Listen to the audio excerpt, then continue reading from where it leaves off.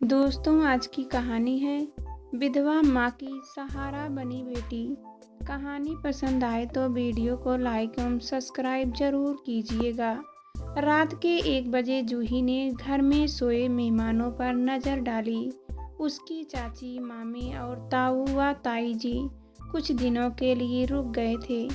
बाकी मेहमान जा चुके थे। ये लोग जूही और उसकी मम्मी कावेरी का दुख बांटने के लिए रुक गए थे। जूही ने अब धीरे से अपनी मम्मी के बेडरूम का दरवाज़ा खोलकर झांका। नाइट बल्ब जल रहा था। जूही ने माँ को कोने में रखी इजी चेयर पर बैठे देखा तो उसका दिल भर आया। क्या करें, कैसे माँ का दिल बहलाएं, माँ का दुख कैसे कम करें। कुछ तो करना ही पड़ेगा, ऐसे तो माँ बीमार पड़ जाएगी। उसने पास जाकर कहा, माँ उठो, ऐसे बैठे बैठे तो कमर अकड़ जाएगी। कावेरी के मुंह से एक आह निकल गई। जूही ने जबरदस्ती माँ का हाथ पकड़कर उठाया और बेड पर लिटा दिया। खुद भी उनके बराबर में लेट गई। जूही का मन किया दुखी माँ को बच्चे की तरह खुद से चिपटा ले और उसने वही किया। कावेरी से चिपट गई। वह कावेरी ने भी उसके सिर पर प्यार किया और रुंधे स्वर में कहा, अब हम कैसे रहेंगे बेटा, यह क्या हो गया। वही तो कावेरी 20 दिनों से रोकर जा रही थी। जूही ने शांत स्वर में कहा, रहना ही पड़ेगा माँ, अब ज़्यादा मत सोचो, सो जाओ। जूही धीरे धीरे माँ का सिर थपथपाती रही और कावेरी की आंख लग ही गई। कई दिनों का तनाव, थकान तन मन पर असर दिखाने लगा था। जूही की खुद की आंखों में नींद नहीं थी। 26 वर्षीय जूही, कावेरी और पिता शेखर, 3 ही लोगों का तो परिवार था। अब उसमें से भी 2 ही रह गई। 20 दिनों पहले शेखर जो रात को सोए उठे ही नहीं। सोते सोते वह कब हार फेल हो गया पता ही नहीं चला। माँ बेटी अकेली उनके जाने के बाद सब काम कैसे निपटाए चली जा रही थी। वे ही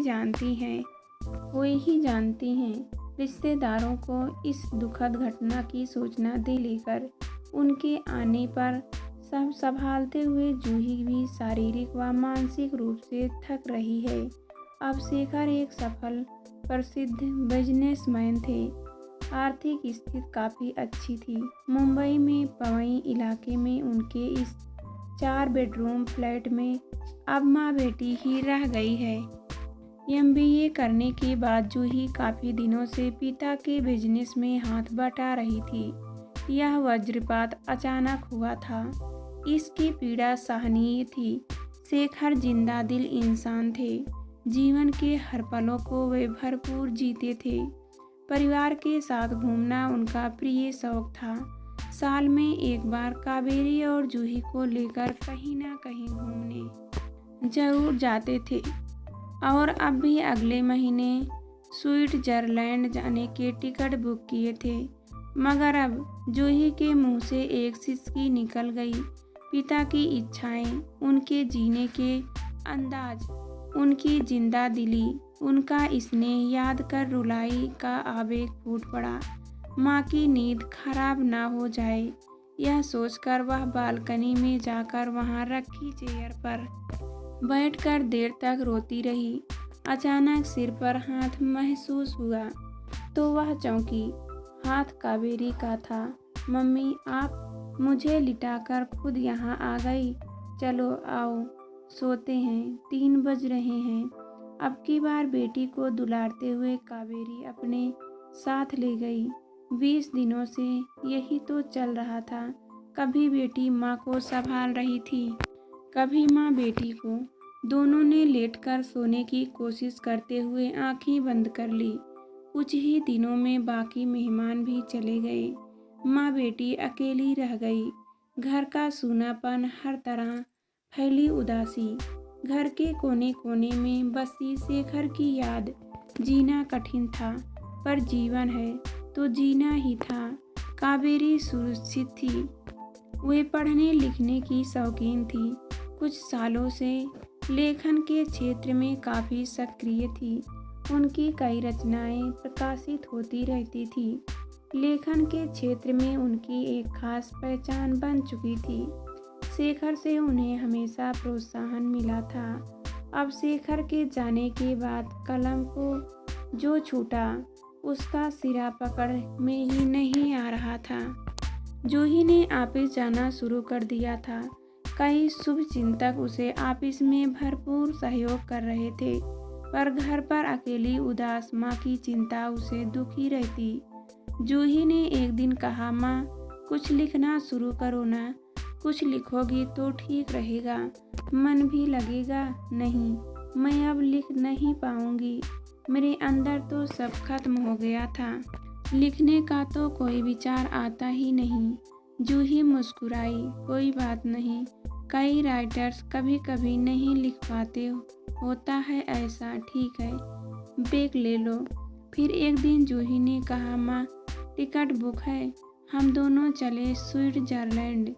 कावेरी को झटका लगा, अरे नहीं नहीं, सोचा भी कैसे तुमने, तुम्हारे पापा के बिना हम कैसे जाएंगे, घूम लिए जितना घूमना था, कहकर कावेरी सिसक पड़ी। जूही ने माँ के गले में बाहें डाल दी।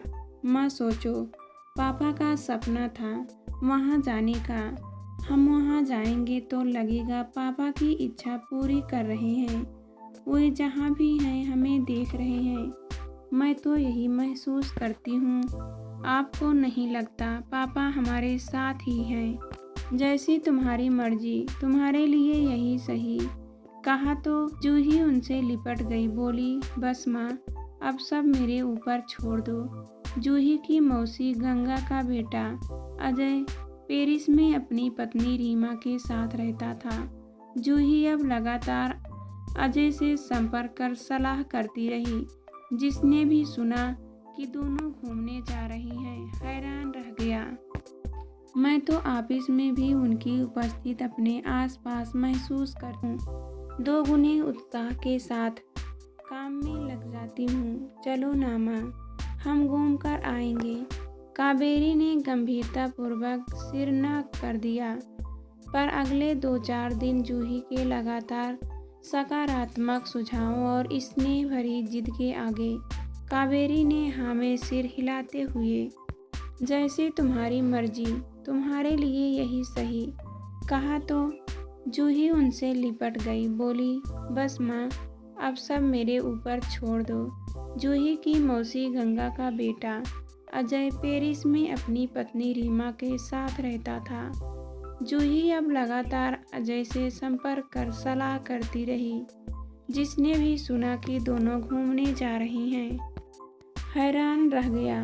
कुछ लोगों ने मुंह बनाया, व्यंग किए, पर वहीं कुछ लोग ऐसे भी थे जिन्होंने खुलकर माँ बेटी के इस फैसले की प्रशंसा की। जूही को शाबाशी दी कि अब अपना मनोबल, आत्मविश्वास ऊंचा रखते हुए अपनी माँ को कुछ बदलाव के लिए बाहर ले जा रही हैं।